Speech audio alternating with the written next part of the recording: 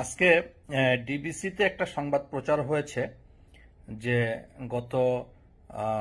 গত সপ্তাহে আমাদের মাননীয় প্রধান উপদেষ্টা যেদিন চট্টগ্রাম বন্দরে এসেছিলেন ওই দিন আমাদের শিপিং মিনিস্ট্রি মাননীয় উপদেষ্টা মহোদয় উনিও চট্টগ্রাম এসেছিলেন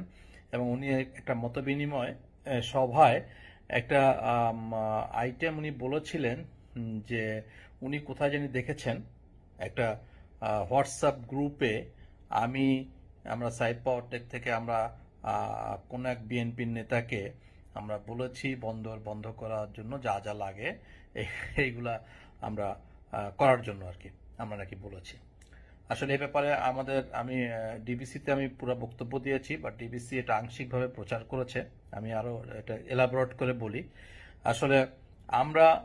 এই যে কথাটা বলা হয়েছে,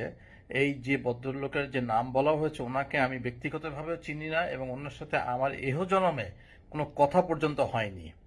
এবং এটা একটা গ্রুপ এই এই বর্তমানে সরকারের বিভিন্নভাবে ভাবমূর্তিকে নষ্ট করার জন্য এবং সরকারকে একটা বিব্রত অবস্থার মধ্যে ফেলে দেওয়ার জন্য, যেহেতু নিউ মেরিন কন্টেইনার টার্মিনালটা আমরা পরিচালনা করে যাচ্ছি এখনো পর্যন্ত, আমাদেরকেও একটা বিব্রত অবস্থা করে দেওয়ার জন্য এটা সরকারের বিভিন্ন মহলে এই জিনিসটা প্রচার করা হচ্ছে মিথ্যা এবং 100% মিথ্যা এটা। এবং যেদিন আমার নলেজে এসেছে এটা সেই দিনই কিন্তু আমি চট্টগ্রাম বন্দরের চেয়ারম্যান মহোদয়কে আমি মেসেজ দিয়েছি যে এটা আপনারা ফরেনসিক ইনভেস্টিগেশন করে এটার আসল সত্যতাটা বের করা উচিত যে কে করেছে এটা, এবং এটা করে কিছু লোকের ভাবমূর্তি, আমাদেরকে ভাবমূর্তিটা নষ্ট করা হচ্ছে। আমাদের বিষয়টা আমি একটা বলি। আমরা যখন 2006 সালে থেকে বন্দর পরিচালনার সিসিটি এনসিটিতে পরিচালনার দায়িত্ব আসলাম, সিসিটিতে পরবর্তীতে এনসিটিতে, এবং 2006 সাল থেকে আমরা যখন শুরু করেছি অদ্যাবধি আজকে পর্যন্ত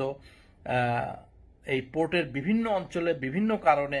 পোর্টের কার্যক্রম বন্ধ হয়েছে। এবং এই কিছুদিন আগেও গত 4-5 মাস আগেও এখানে বিভিন্নভাবে বন্দরের বিভিন্ন এলাকায় কাজকাম বন্ধ ছিল, কিন্তু আমাদের সাইড পাওয়ারটেকের জায়গায় একটা মিনিটের জন্য কিন্তু কাজ বন্ধ হয়নি। এবং এগুলো নিয়ে আমরা আমাদের যে সমস্ত মানব সম্পদ আছে, আমাদের প্রায় 2500 কর্মকর্তা কর্মচারী, প্রায় 450 আমাদের অপারেটর আছে, আমাদের ট্রেন্ড অপারেটর, যেটা আমাদের নিজস্ব অপারেটর, আমরা সবাই এদেরকে নিয়ে আমরা গত মাসেও আমরা মিটিং করেছি যে কোনো অবস্থাতে কারুর পরিচালনা কোনোভাবে যেন আমাদের কাজ 1 মিনিটের জন্য যেন বন্ধ না হয়। সরকার যেটা সিদ্ধান্ত নিতে যাচ্ছে যে বিদেশে